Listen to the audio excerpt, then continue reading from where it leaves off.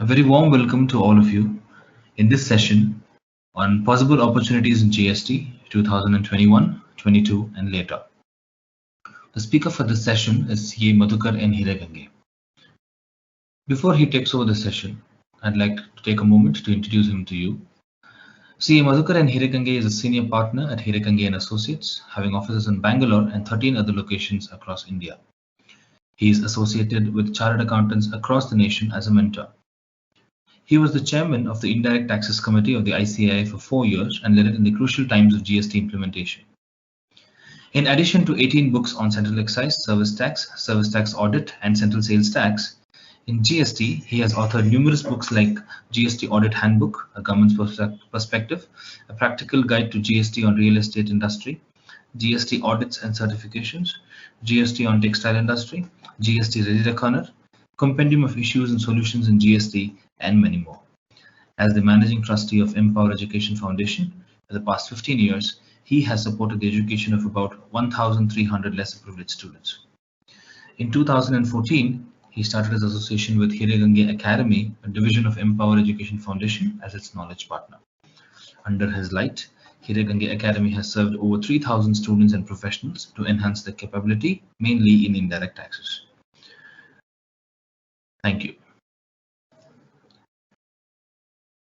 A very good morning to our professional members, especially the chartered accountants and cost accountants, who have heard the proposal from the Honorable Finance Minister that there is a possibility or there is a proposal that the 9C audit in GST is going to be removed, as it has not added value as per the understanding of the government.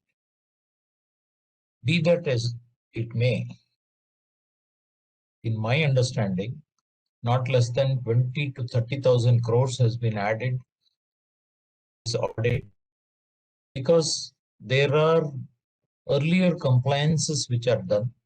The awareness exercise which chartered accountants and cost accountants did resulted in better compliance. Anyway, we are facing a possibility of 9C audit going.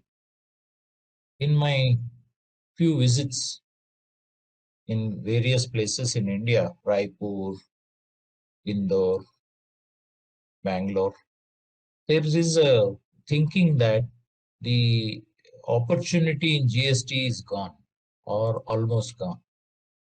And there was a request, especially by the Indore Managing Committee of ICAI, that I could record a short session.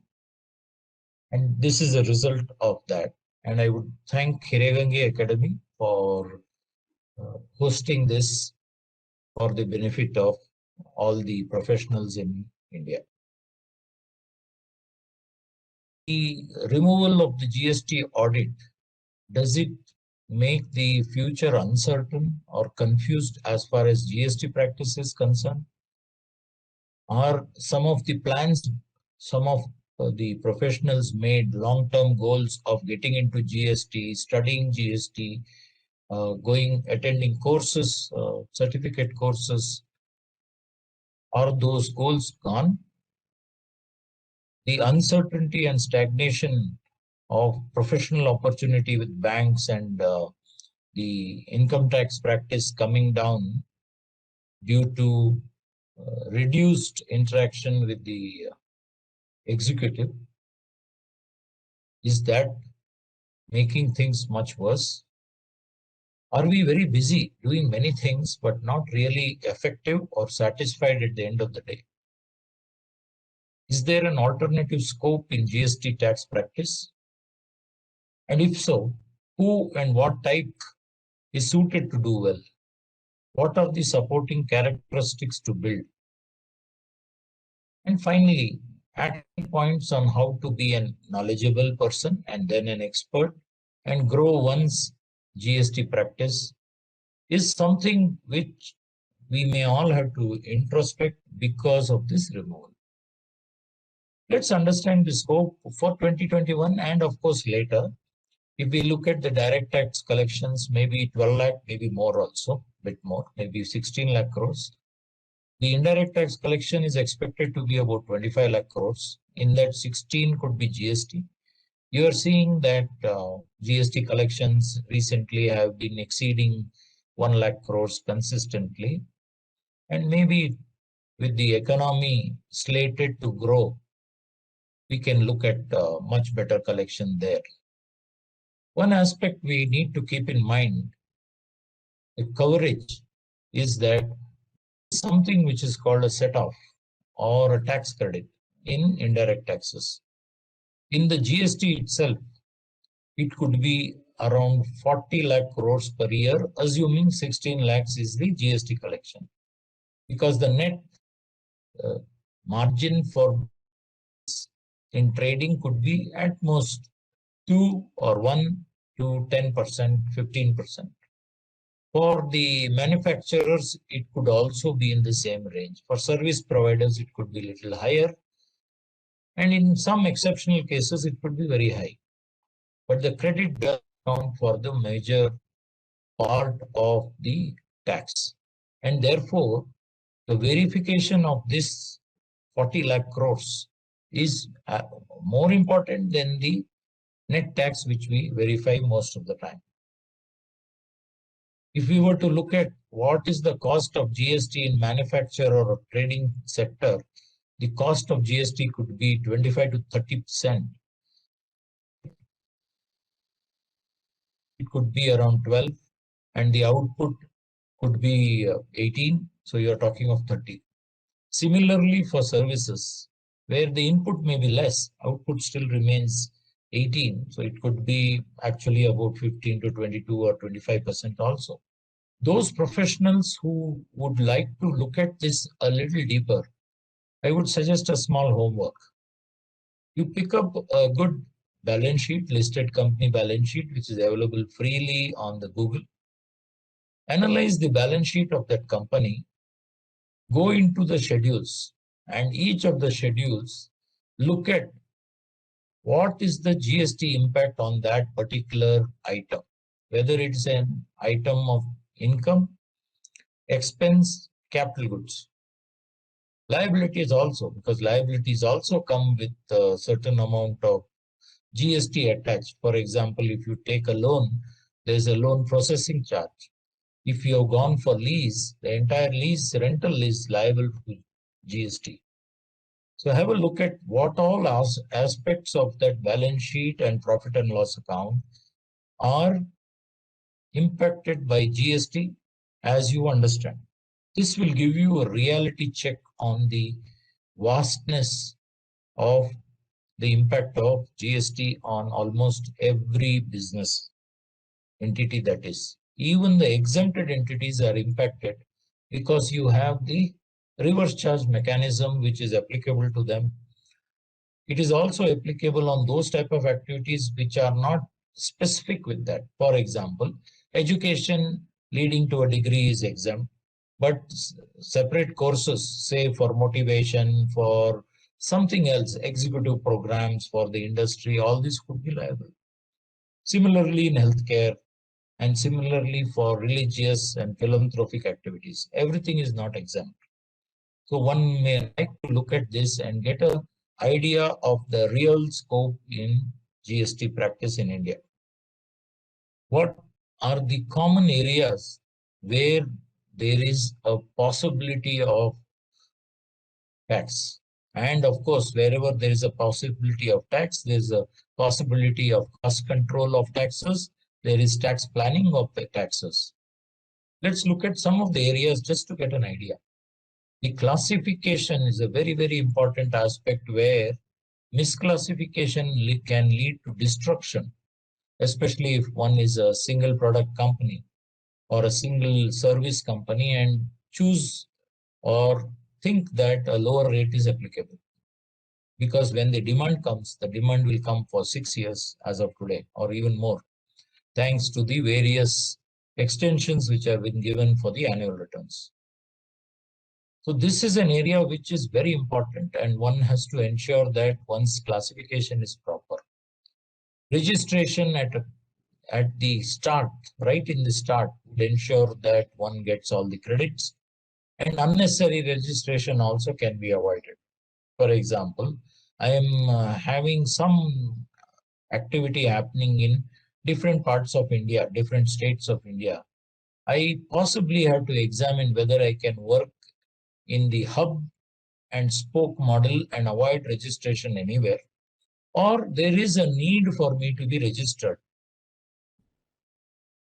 Alternatively, I might like to go for an input service distributor registration, whereby I can collate all the taxes which are paid at various places. And that is something which is also provided by professional service providers. Filing of returns has become very critical. One has to ensure that the first entry which I make is valid. And therefore, there may be a maker-checker, ensuring maker-checker for the primary entry, and ensuring that filing of return does not stop at only one. One has to be followed by 3B, which is the filing of our returns and also paying the taxes, because all of these are now under scrutiny and fire.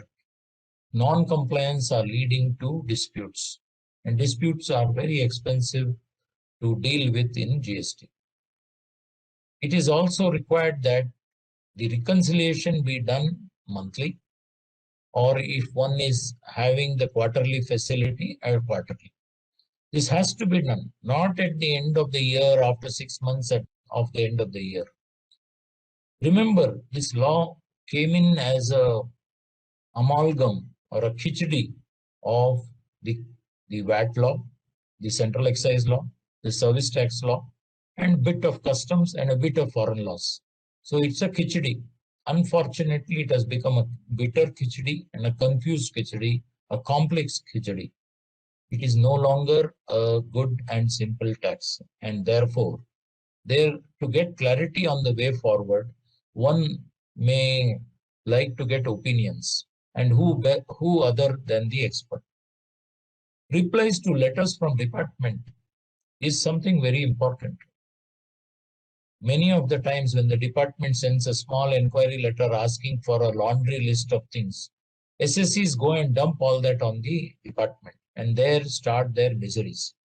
Actually, the letter in 75% of the cases is a frivolous letter, and it only needs to be replied that this letter does not have jurisdiction. Now, what is jurisdiction? You have to go through a class on understanding, assessment, etc., which I'll talk about later. One of the other areas of focus is a review and audit on behalf of the management. Now, this is a service which our firm has been doing from 1990. That is more than 30 years.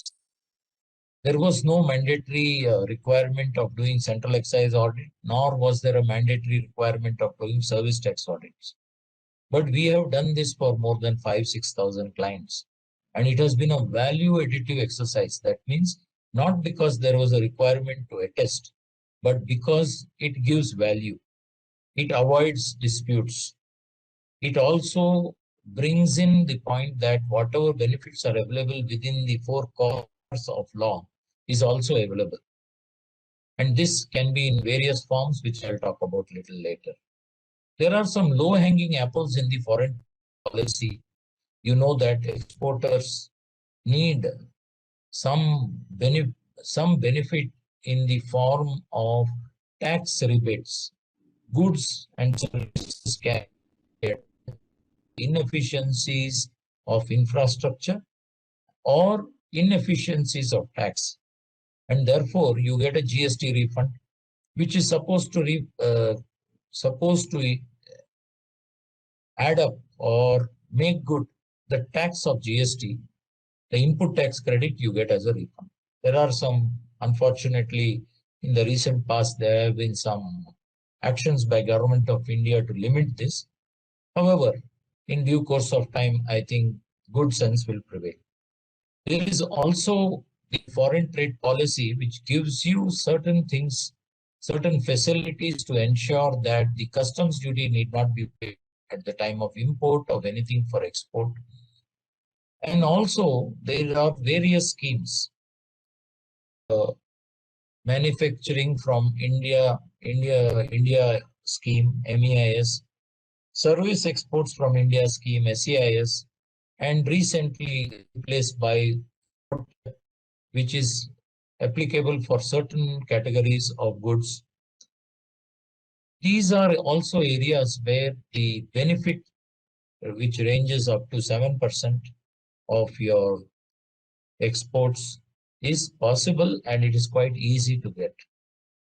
One more area which has been expanding, our software industry has become, you can say, a beacon for all of us to follow. There are need for our services throughout the world, whether it is an accounting service, whether it is a verification service, whether it is an audit service. We can do the tax services for various countries in the world. Remember, if we can understand the GST law in India or the income tax in India, we can understand any VAT or GST law in the world and any income tax law in the world. And therefore, for us, it is child's play to get expertise in those areas. Once we have that expertise, can we then provide the services to the whole world? The software industry, which started, I would say, from more or less in Bangalore, from the stalwarts like Wipro and Infosys, has now grown, and it is expected to be a $300 billion. What an amazing achievement. In this, maybe tax regulatory compliance is very, very small, and it is possible for us to look at this area. And this can be provided even from tier 2 cities, need not be in tier 1 city at all. What are the types of audits we can do? Because I said that we have done 5,000 audits in our firm. And if so, what are the types of audits we can do now that or 9C audit seems to be out? Remember, it has not gone out. It may come back. And I think the government has done a very big mistake by removing it. Maybe better sense will prevail after the due representations are made by the stakeholders. ICI, the Indirect Tax Committee, unfortunately has fallen short as far as protecting or showcasing the advantage of this audit is concerned. After the horses have bolted, they have come to shut the gate. Let's see, they may resurrect it, and I am still hopeful with the new leadership which is coming. What are the types of non-mandatory GST audit? One is specific GST review audit, which I've mentioned. And remember, there are books on this. We have written some books. Taxman has a good book on this, which can be referred. The Institute's Technical Guide to GST Audit is a very good book, which we had, authored in the year 2017 for the support of our members. And again, in 2018 and 19, it was revised.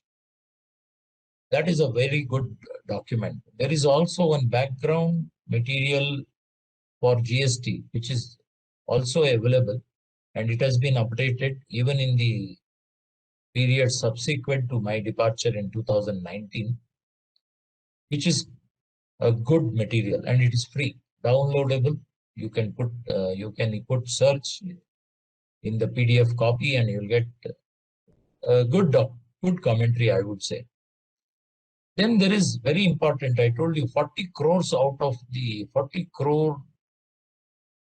lakh crores per year is the credit taken by people. And even if somebody is missing out 2% of the credit, you're looking at margin of 2.5% in most businesses. And People don't want to make mistakes in ITC. They would like to take it as soon as possible. If there is some difficulty, they would like to get it rectified. All this well within the time limits which have been prescribed. So an ITC audit is normally very value additive, and I would certainly recommend to anybody who is having more than 1 crore credit, it has to be done either by an in-house or an outsourced experts. Internal audit, all of us know, is value additive if we do it properly. You have operational audits now. There are also regular internal audits required by law. In my understanding, any company with more than 50 crores, whether it's a trading company or a manufacturing company or a service company, I think a GST module needs to be plugged in to give tremendous value. Today, everything is information system based. You have a GST system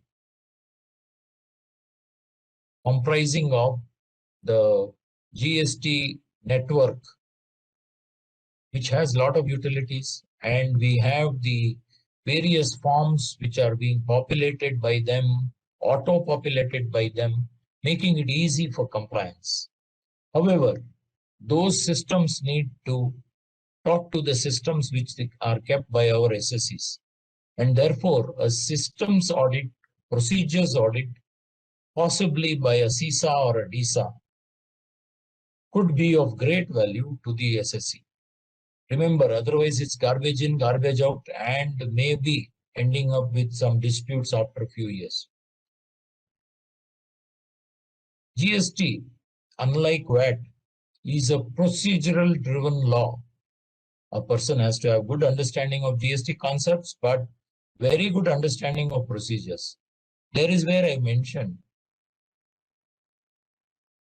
unlike VAT, which was an officer driven law, this law is mandated. It tells every step of making a dispute. So anybody cannot simply send a letter, a roving inquiry to collect information. You need not give it at all. So you have to confirm what you need to give to the department, what you need not give, and then take it ahead. That is why a procedures audit can be very important.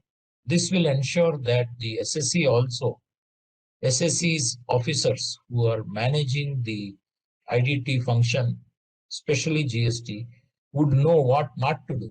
This what not to do is very important, because there's no point in providing the gun, the bullets, and the knife in case those two don't work to the trigger happy officers of the department, some of whom are only looking at extraction. Not all of them are corrupt. There are many good officers, and thanks to that, you are seeing such wonderful numbers. Valuation audits could be important, especially where people deal with related companies or they have a lot of job work.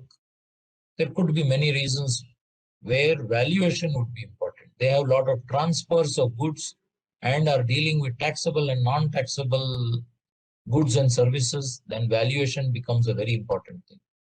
As I had said earlier, claiming an exemption or a classification under a lower rate could be suicidal for many companies. It is not just that somebody else is doing, I'll do it and I will get away. That is an incorrect way of looking at it. GST compliance review. Now that the GST audit is not being signed by professionals, the burden is shifted back to the CFO of the company or the CEO of the company, the person who signs off all the compliances, because he doesn't have a report of a professional to back it up. I am sure almost all the medium sector companies, the MNCs, those who are going to go for IPOs in future, they will ensure that there is a compliance review done of GST every year. In case of mergers, acquisitions, demergers, they may require a due diligence which will certainly cover GST. One area which is certainly going to be what I could say a wonderful service which has to be given speed is the review of GST before the departmental audit. Earlier, because of the mandatory audit, the GST audit by the department was less. You would have seen that it has only started and very less number of companies have got the GST audit notice. One was because it was in the initial stages, two because of pandemic, and three because there was a mandatory audit by professionals, which is most likely going to disappear by 2021 or 2022 at the most. So what will happen? The departmental GST audit is going to be much, much more active. And it is, let me tell you, quite a harrowing experience. You could check up with the companies who used to get central excise audit or a service tax audit. It is, other than in exceptional cases, very costly also. You know, we had when I started practice, we had the Inspector Raj, and then slowly the trusting the SSE movement started, and then which were done, but they were done very well. But in the latter part, just before 2017, these audits became a terror, and you had the audit Raj, where I have even heard of crores of rupees of bribe being given for them to go away. And almost every audit ended up with quite a lot of extraction being done to drop the points which were anyway not points. That is sad, but that is because the knowledge of indirect taxes was very low in the Indian industry. A bit of the knowledge of GST more understandable to many. However, the MSME may still be, I would say, less aware of the GST aspects. Now I switch to who are the professionals who can, get into this. One, you should be strategically versatile and agile. That means you have to unlearn some of the old thoughts, because this is not VAT, this is GST. This is not excise, this is GST. There are some aspects of VAT which are there in GST, many aspects of central excise which are there in GST. As far as services are concerned, many aspects of service tax which are applicable. Some custom principles have come in. So I have to unlearn a few things which I knew and relearn and update myself in GST. If I want to, move into this area, remember, most of the opportunities I have talked about have just started unfolding, and you will find many opportunities or the explosion of opportunities in GST coming in 23-24. Can I be future ready? Can I get into research? I start my daily reading of 1 or 2 hours now. Very, very important is, can I embrace innovation, technology? Can I deliver solutions in a faster manner? We have seen in our own office, some of the articles and some of my qualifieds are so good. These youngsters are really smart. And they are making macros, small macros using Excel and reducing our time like anything. For example, for doing a 9C, if we were taking, say in 2019 when we started, if we were taking, say, 5 days, today it takes 20 minutes from us from homegrown solutions. Other than this, we also have other softwares like GST Easy, Zen, etc., with whom we are even collaborating and telling them what to do, through which at a very small cost, maybe 300, 400 rupees per company, we are able to save substantial amounts of time. So therefore, I'm not saying we are totally tech savvy, we are not. We have miles to go before we sleep, as was told or advised by Swami Vivekananda. So we are far off, but we have started.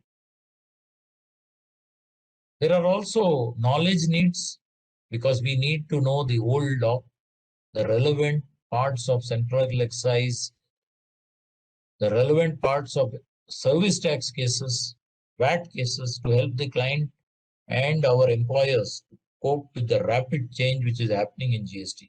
You know, you have e-invoicing, you have 2A replaced by 2B, or both available, which to use. Lot of solutions in the market. We don't know whether they're tested, not tested. These characteristics, therefore, I need to acquire new knowledge, update the old.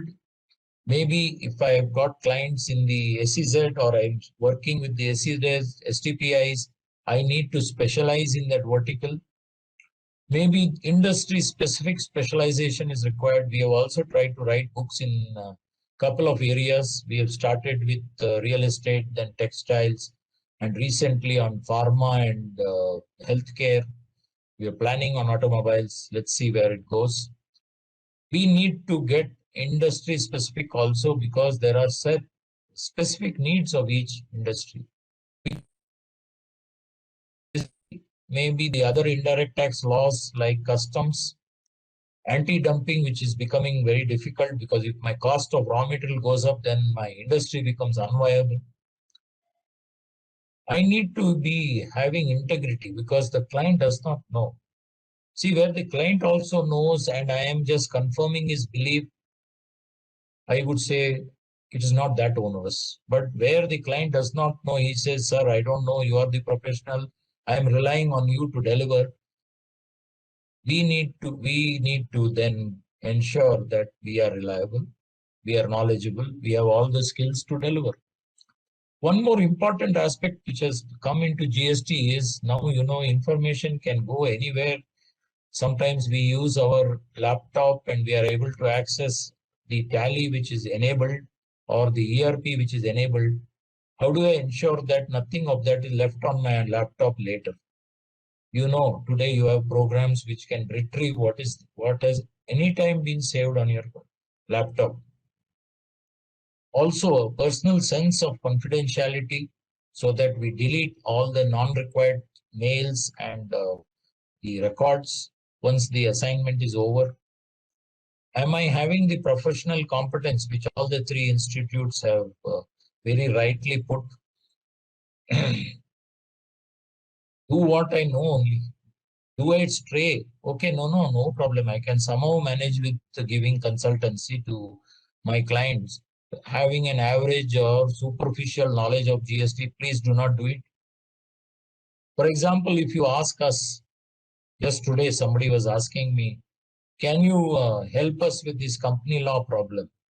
And then he said, after that, we also have some income tax problem. I told him very clearly that I do not know either company law or income tax. Our own income tax is being handled by another professional. One of the things which has become very important today is versatility. Can I change my thoughts, change myself, change which we are working? Remember, one of the biggest characteristics of a successful organization is training, and this training has become for all managers, owners of profession. Coaching and mentoring has become the number one criteria for future success. Of course, without knowing the tech and adopting the latest technology, preferably through the mobile, I cannot even imagine the future. However, one thing is human beings can never be replaced, and therefore, do I have the interpersonal skills to attract, retain, and develop talent? I think this is a subject in itself, and I have at least 4 or 5 of our partners going through courses in this particular aspect, because we never learned this at the time when we studied. And it is high time. It is really the high time when professional institutes relook at their, if I were to say, stupid curriculum, which is absolutely irrelevant to today's world, and look at revising it on an urgent basis, maybe by the end of this year, and enable our students to be able to support the industry and trade. Sorry, sometimes I get rhetoric. because I was part of the initiatives in ICAI, and I would say, well, I failed miserably. We also see that the systems now are ensuring that the middleman is not there.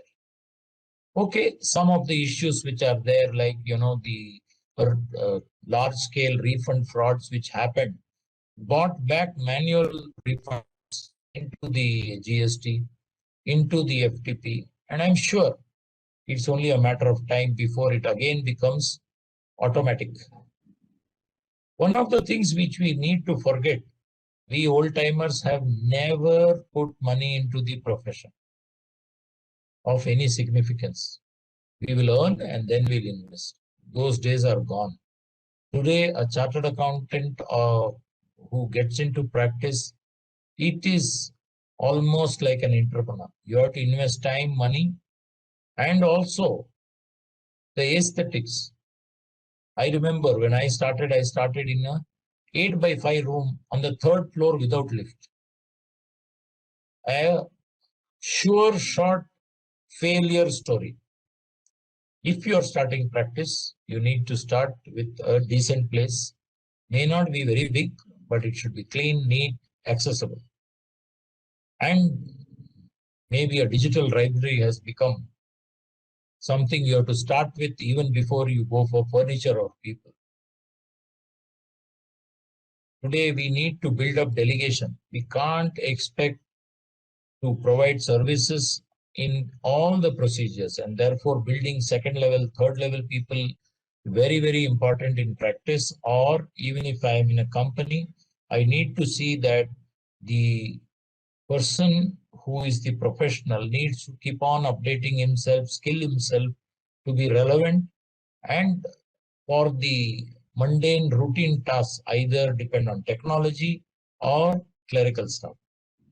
As far as firms are concerned, I have seen this very commonly, and in our firm also we saw it. Succession planning early is very important.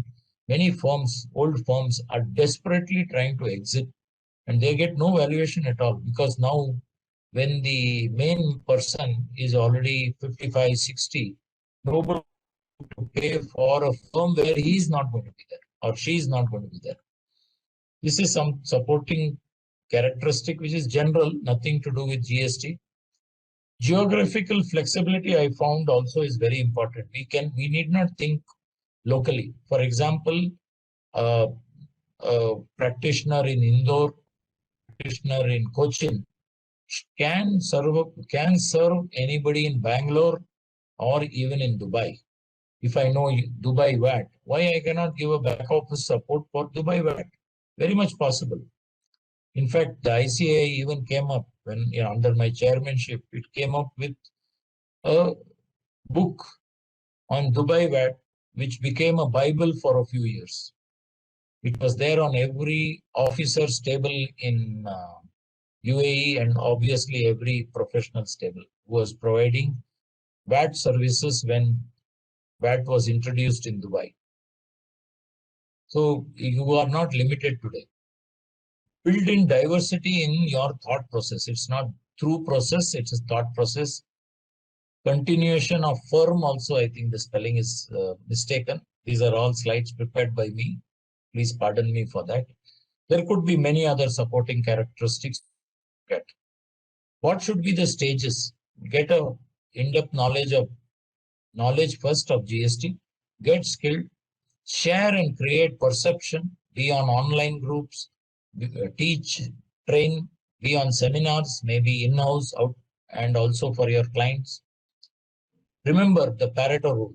80% of the results come from 20% of the work. Keep an open mind if you wish to get into this area.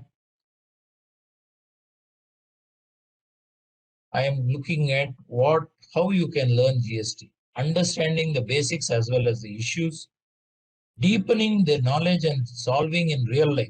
Maybe you'll have to join somebody who is already there in GST.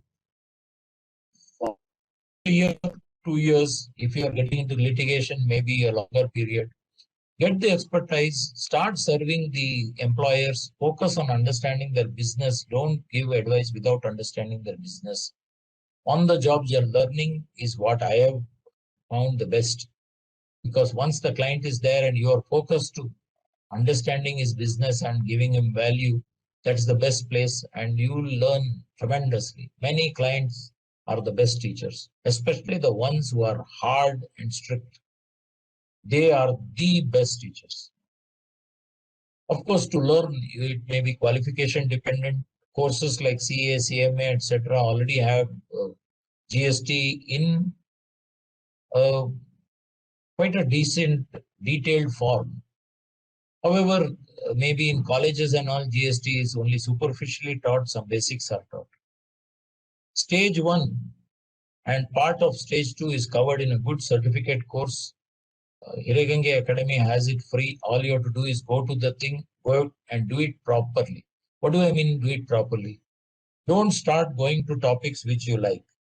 Go through the stages. Each of the courses is put in chronological order, starts with the constitutions, legal maxims, etc. So go in that sequence. Levy, after that value, classification, valuation, go in that order. And don't jump to the next course also. When you go for an online learning, whether it is through our course or another paid course or our own paid course, maybe one of the best ways of learning online is keep the latest GST Act and rules in Word for underlining and making short notes.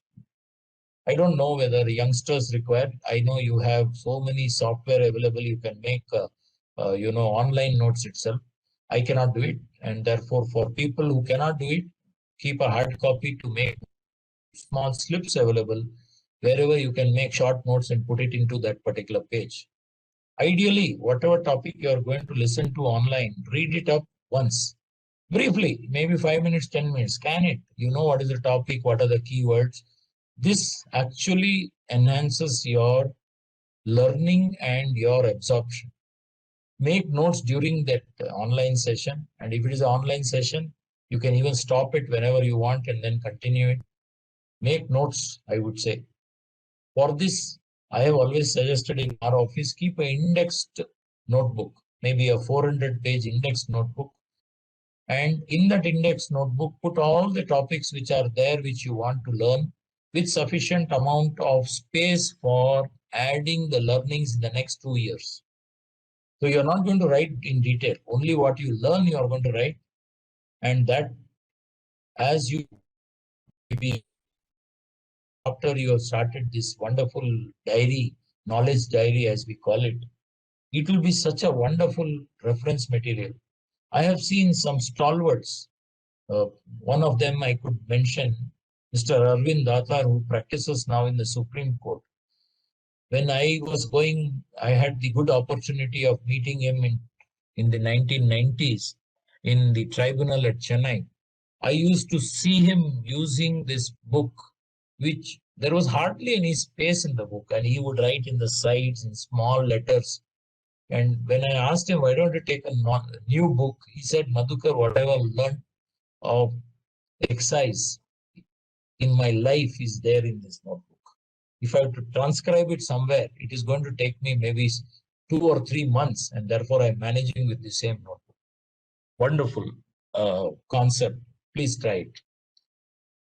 Also, if it is a live working, online courses also come with live question answer sessions, or a facility to ask questions and get answers, or put it in online forums and specify who needs to answer, who is requested to answer. Maybe out of those 5-6 people, somebody will answer. Ask questions specifically. Listen to the answers from others also, questions of others and the answers thereof. One of the other things which I feel very important is, after the class is over, don't just quit. Spend 15 minutes after the class on what you have learned. Just go through it again. Revise after a week. That means if you have taken up 1 week of learning, at the end of the week, go through the entire notes what you have done. Remember, recorded videos are normally, all learning videos are open for you at least for a couple of months. In our case, it's open for you for quite some time. Post-lockdown, we don't know when lockdown will happen. We have seen a resurgence in Maharashtra and Kerala, maybe end of 2021. My wish is that you flourish and empower in this area. You should have understood the basics as well as practical application of the knowledge. A deeper understanding requires maybe keeping a few commentaries. For sectoral books, FAQs, please see that you buy the latest. Don't take some old books. Old books sometimes can give you the totally wrong answer because the law is developing. Online updates and free answering slides are there. I don't really know which are all of them, but I am in touch with Tax Sutra that does have, and I contribute off and on Tax Guru, CA Club India, etc. Some of our people in our office also contribute on this. Subscribe for credible online resources for continuous learning. I have found GST et al., which is a Tax Sutra product, to be quite good. Be a part of specialized WhatsApp group. What do I mean by this specialized WhatsApp? See, there are a lot of WhatsApp group on GST, but there they say good morning, good evening, happy anniversary, and lot of nonsense comes on that. Somebody has put something, he forwards it. These forwards are no use because we don't know the source. Please see that you have a credible person in that group or a few credible people. How will you identify? You can ask how many of the people on this group have done the GST certificate course, whether from the ICAI or otherwise. Maybe if 2 or 3 are there like that, this group can be useful. Attend seminars and study circles in GST. Nowadays, even online course study circles are there. We have a few Akshara and Artha, which are quite powerful. As I had said earlier, without practical exposure, possibly it is difficult to get many aspects. And the period of this practical exposure depends. If I am a student of CA, I'm an article, maybe the 3 years in an indirect tax firm, and maybe 2 more years will make me ready for my own practice. I reckon if you want to do litigation also, then 5 years is needed. If you're not planning on litigation, you're planning on audit, maybe 4 years is enough. And if you're a qualified who's getting into this area, maybe 2 years. If you want to be an expert, remember, expertise means less work, more fees. If you want to be an expert, then you should very, very clearly know and believe that you are going to be lifelong reading and learning. Are you capable of dedicating 1 or 2 hours a day forever till you practice? If so, then get into this area. Let me tell you, it is worth putting that effort. As Robin Sharma says, whenever you put a habit into place, it is difficult in the starting, messy in the middle, and wonderful in the end. So that is what you can get once you have inculcated good habits of learning, reading into your professional life. What you need to also understand is applied and relevant laws, legal maxims. Constitution of India is almost something which is of great depth. Researching and writing analytical articles could be the next stage, from good knowledge to expertise. Speak about it, join debate club. There are many. Read and understand different views on the oft-debated topics. Today, you have so many seminars by wonderful speakers, and I find that time is short to listen to so many experts. But pick and choose and ensure that every week you listen to at least 2-3 hours of experts speak.